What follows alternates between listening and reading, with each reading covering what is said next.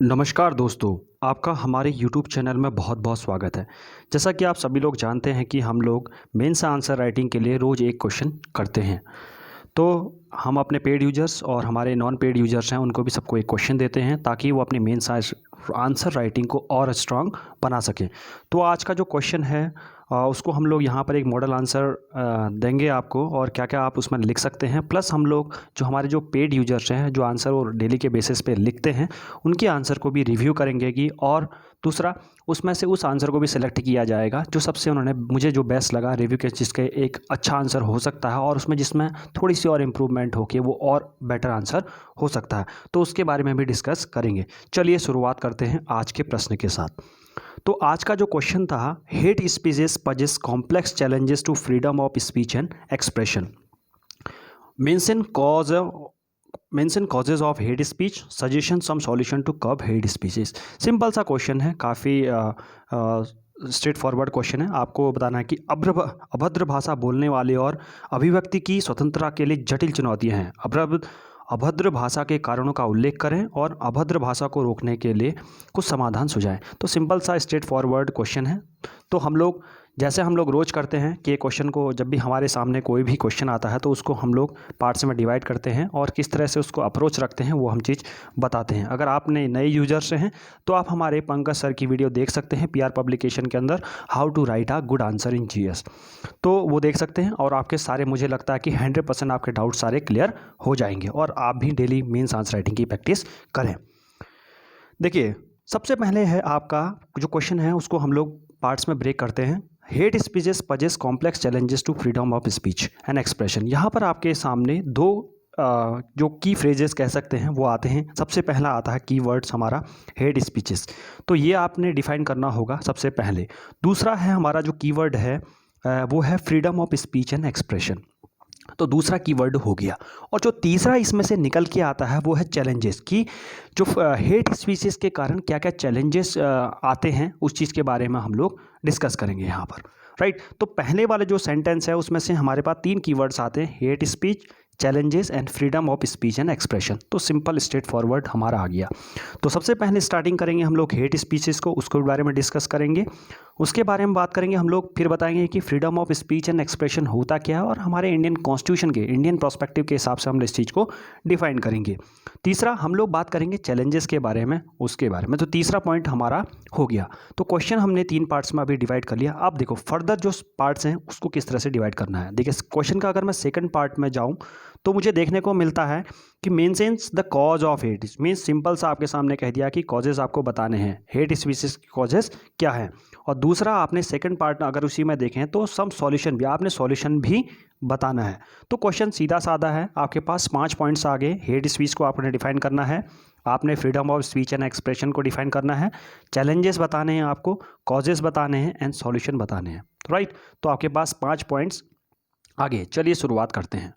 तो सबसे पहले मैंने डिफाइन किया, देखिए यहाँ पर मैं पॉइंट्स को ज़्यादा डिस्कस नहीं करूँगा, मैं बताऊँगा कि आप क्या ऐसा आंसर लिख सकते हैं। देखो क्वेश्चन को ब्रेक करना मैंने आपको सिखा दिया। तो सबसे पहले मैंने क्वेश्चन को क्या हुआ, हेट स्पीच को डिफाइन कर दिया कि हेट स्पीच क्या होती है। और दूसरा सेकेंडली आपको मैंने बता दिया कि इंडियन कॉन्स्टिट्यूशन में हेट स्पीच एंड एक्सप्रेशन को किस तरह से डिफाइड किया गया है और कौन से आर्टिकल के अंदर वो आता है। तो पहले के जो 2 पार्ट्स हैं हमारे वहाँ पर कंप्लीट होते हैं। जो थर्ड पार्ट आता है हमारा वो है चैलेंजेस का।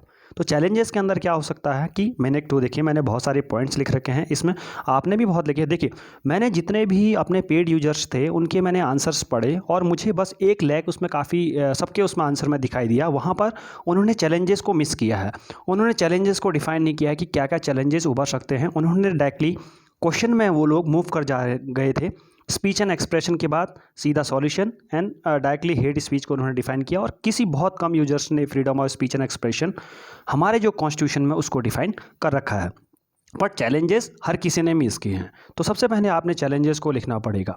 दूसरा, अगर मैं बात करूं एग्जाम्पल्स के बारे में बात करूं तो जितने भी यूजर्स हैं हमारे पेड यूजर्स, उन्होंने जितने भी आंसर लिखे हैं तो उन्होंने एक चीज़ मिस करी, उन्होंने सारे के सारे जो एग्जाम्पल दिए हैं वो वर्ल्ड मीडिया के दिए हैं। मीन्स आपका यूएस में जो केस हुआ killing of George Floyd by white officers, तो ये केस काफ़ी ज़्यादा सब ने लिख रखा है। मुझे अच्छा लगा कि सब ने एग्जांपल दिया।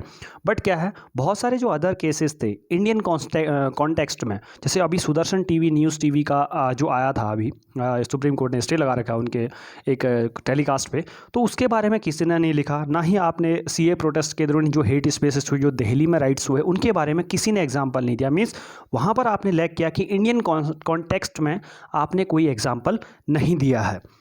अब बात करते हैं हम लोग कॉजेज़ के बारे में बात करते हैं। कॉजेज़ हर किसी ने लिख रखे हैं, बहुत अच्छे अच्छे कॉजेज़ लिख रखे हैं। मेरे से बेटर कॉजेज़ लिखे होंगे आई थिंक सो। मुझे जो अच्छा लगा, जो पढ़े मैंने उनके कॉजेज़ भी पढ़े, तो आप भी मेरे कॉजेज़ पढ़ सकते हैं। तो कॉजेज़ तो सबके सबके मीन्स अगर मैं सॉल्यूशन की बात करूं और कॉजेज़ की बात करूं तो सब ने बहुत अच्छा लिख रखा है। आई रियली अप्रिशिएट दैट कि बहुत अच्छा आप लिख रहे हैं। थोड़ा सा इंप्रूवमेंट की है। अगर आपको बस ये पॉइंट आपको जो आप मैं बता रहा हूँ, ये चीज़ों को याद रखें तो आप बहुत अच्छा आंसर लिख रहे हैं। और उसी दिशा में मुझे लगता है कि आप दिसंबर नवंबर तक इतना अच्छा आंसर लिखेंगे कि मुझे ये क्लासेज जो आपको मैं ये दे रहा हूँ, मुझे ये रिव्यू करने की भी ज़रूरत नहीं, क्योंकि आप इतने अच्छे आंसर लिख रहे हैं ऑलरेडी। और दूसरा, आपके सॉल्यूशन बहुत अच्छे दे रखे हैं। हर किसी ने सॉल्यूशन, मुझे सबके सॉल्यूशन अच्छे लगे। लगभग सब ने कॉमन पॉइंट्स लिख रखे हैं जो सर पढ़ाते हैं आपके पंकज सर, तो उनके बताए हुए सारे बहुत अच्छे अच्छे पॉइंट लिख रखे हैं। और आपने अपना जो जिस तरह से रिप्रेजेंटेशन करने का तरीका बहुत बढ़िया कर रखा है। I really appreciate that. तो अब हम लोग बात करेंगे। देखिए, मैंने तो आंसर लिख लिया, इसमें आपको मैंने बता दिया कि क्वेश्चन को कैसे तोड़ना है। मैंने चैलेंजेस लिखे, एग्जांपल दिए, इंडियन कॉन्टेक्स्ट के भी एग्जांपल दिए, कॉजेज़ के दिए एंड सॉल्यूशन दिए। और लास्ट में हर किसी ने भी, बहुत लोगों ने बहुत अच्छा एंडिंग दे रखी है। तो जो मुझे लगी एंडिंग्स, मैंने कुछ इस तरह से लिखा। Hate species is like, sorry यहाँ पर लिंचिंग की स्पेलिंग गलत हो गई है टाइपिंग के दौरान, इसको आप देख सकते हैं। Lynching to justice and hate speech to freedom of speech and expression. मैंने यहाँ पर एक कोटेशन यूज करी जो आप भी यूज कर सकते हैं, बहुत अच्छा बना देती है आंसर को। Enhancing global reliance against this insidious phenomena, we can strengthen the bond of society and build a better world for us. तो मैंने कुछ इस तरह से एंडिंग करी और आपने भी काफ़ी ठीक ठाक एंडिंग कर रखी है। तो आप भी कुछ कोटेशन डाल के अपने आंसर, अपने एंडिंग्स को और अच्छा बना सकते हैं, बेटर बना सकते हैं। देखिए, हम लोग आप बात करने वाले हैं आंसर्स की। जो हमारे पेड यूजर्स हैं उन्होंने किस तरह के आंसर लिख रखे हैं। देखिए, पेड यूजर्स से अगर बात करूं तो बहुत सारे लोगों ने, जैसे रवीना तक ने लिख रखा है। इनका आंसर भी काफ़ी अच्छा लगा मुझे। सब ने कॉमन लिख रखा है। लिपिका जी ने लिख रखा है हमारे, आकांक्षा जी ने लिख रखा है हमारे, और अमर सिंह ने। मुझे आंसर जो अच्छे लगे वो बताता हूँ मैं आपको। देखिए, अब सबसे पहले मैं ये बताता हूँ किस किसने लिख रखा है। निवेदिता महांता, बहुत लोगों ने अच्छा आंसर, सबके आंसर मैंने रिव्यू कर रखे हैं, बहुत अच्छा आंसर लिख रखा है।